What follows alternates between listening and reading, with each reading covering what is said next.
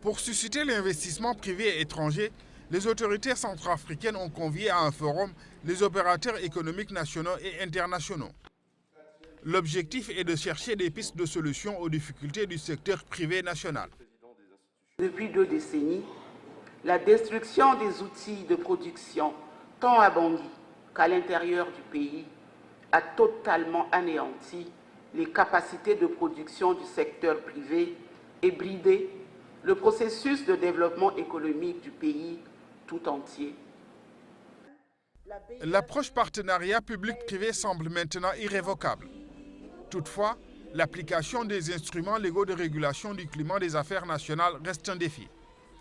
Nous avons, je peux citer entre autres le code, la loi portant code d'investissement, la charte nationale des investissements, le code forestier, le code minier. Ces textes ont déjà jeté les bases d'une collaboration franche de l'amélioration du climat d'affaires, mais c'est l'application par les fonctionnaires d'État qui pose problème.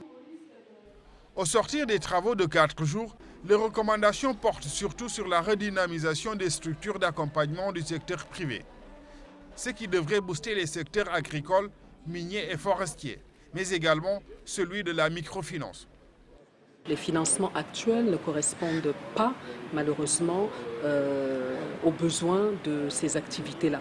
Ce sont souvent des montants avec des conditions d'octroi que ne peuvent pas respecter ces entités-là. Nous avons émis une recommandation qui est louer des terres. C'est ce qui se fait au Cameroun, c'est ce qui se fait au Nigeria, c'est ce qui se fait au Congo-Brazza. Pourquoi pas ici?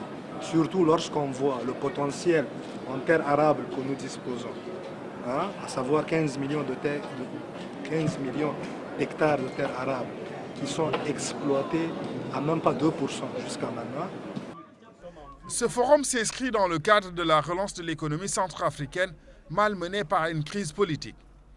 D'où la nécessité d'engager le privé dans cette dynamique.